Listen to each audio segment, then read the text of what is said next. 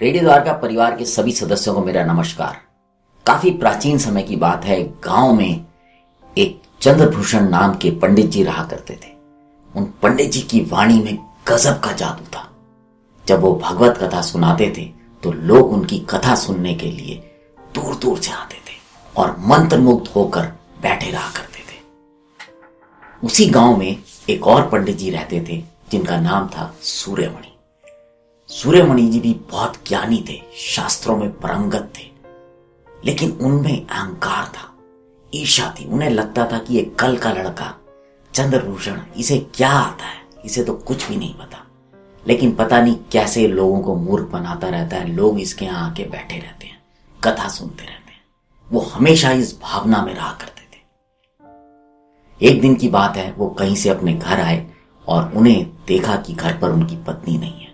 उनको जोरों से भूख लग रही थी, तो थोड़ी देर तो वो इंतजार करते रहे। फिर अचानक उनको ऐसा लगा कि कहीं ऐसा तो नहीं कि मेरी पत्नी भी चंद्रभूषण के यहाँ कथा सुनने गई है। ये ख्याल आते ही उनको बहुत गुस्सा आया। वो आग बुलबुला से महसूस कर रहे थे, पर उन्हें फिर भी कहीं ना कहीं एक ऐसा मन में था कि नहीं, ऐसा हो नहीं सकता कि मेरी पत्नी वहां जाए। खैर, जब 1 घंटा बीत गया और पत्नी नहीं आई तो उनसे रहा नहीं गया और उन्होंने कंबल लपेटा और चंद्रभूषण के घर की तरफ चल पड़े। जब वो चंद्रभूषण के घर के पास पहुंचे तो वहां का नजारा ही दूसरा था।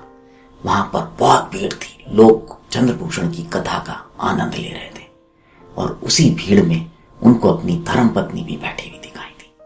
अपनी पत्नी को वहां पर बैठा देखकर सूर्यमणि के गुस्से का बांध टूट गया। वो सीधे चंद्रभूषण के आसन पर गए और बोले, तू अपने को क्या समझता है? तुझे क्या ज्ञान है? मैं ज्ञानी हूं, मुझे पता है शास्त्रों में क्या लिखा है, तुझे तो कुछ भी नहीं पता। तू लोगों को मूर्ख बनाता रहता है, तू सिर्फ अच्छी बातें कर कर इन लोगों को पागल बना रहा है। ये सब सूर्यमणि जी बोले जा रहे थे और जनता ने उनको रोकने की कोशिश की, लेकिन वो नहीं रुक रहे थे। लोग उनको भला बुरा कहते हुए वहां से चले गए। उनकी पत्नी को भी बहुत गुस्सा आया और वो भी घर आ गई। अब जब ये सब करने के बाद सूर्यमणि अपने घर पहुंचे और घर पहुंचकर उन्होंने बचा हुआ गुस्सा पत्नी पर उतारना शुरू किया, तो पत्नी ने उन्हें कहा, रुक जाओ, तुम खुद जानते हो तुम क्या हो, तुम अहंकारी हो, तुम किसी को कुछ नहीं समझते, तुम रोज मुझे जली कटी सुनाते रहते हो। आज तुमने वो किया जो तुम्हें कभी नहीं करना चाहिए था। और इस तरह से बात बढ़ी और उस दिन वो दोनों लोग बिना खाना खाए अपने अपने कमरों में प्रस्थान कर गए। पत्नी तो सो गई, लेकिन सूर्यमणि को नींद नहीं आ रही थी। सूर्यमणि सोच रहे थे कि मैंने क्या किया, क्यों मैं अपने ऊपर कंट्रोल नहीं कर पाया। मैंने इतना ज्ञान अर्जित किया है, लेकिन मैंने आज सब बेकार कर दिया। मैंने चंद्रभूषण पे क्यों इतना गुस्सा उतारा। यही सब सोचते सोचते सुबह हो गई और सूर्यमणि जी को पूरी रात नींद नहीं आई। उन्होंने सोचा कि मैं उठता हूं और चलता हूं चंद्रभूषण के घर पर। उन्होंने अपने कमरे का दरवाजा खोला और जब वो बाहर निकले तो देखा वहां पर एक व्यक्ति ठंड में कंबल लपेटकर बैठा हुआ है।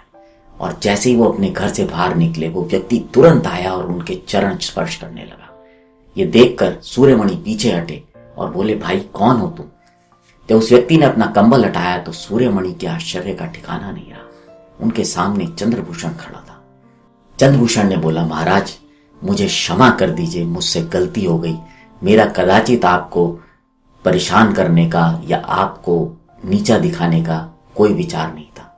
मैं तो बस अपने स्वभाव में ही कथा कर रहा था। ये सब देखकर सूर्यमणि की आंखें भर आईं और उसने चंद्रभूषण से क्षमा याचना की और बोला, नहीं चंद्रभूषण, गलती मेरी थी। तुम तो बिल्कुल ठीक थे, पर मैं ही अपने अहंकार में कुछ देख नहीं पाया। अक्सर हम भी कई बार ऐसा होता है कि ये मुझे आता है, मैं ये कर सकता हूं, मेरे अलावा ये कोई नहीं कर सकता। इस तरह की भावना से हम ग्रसित रहते हैं।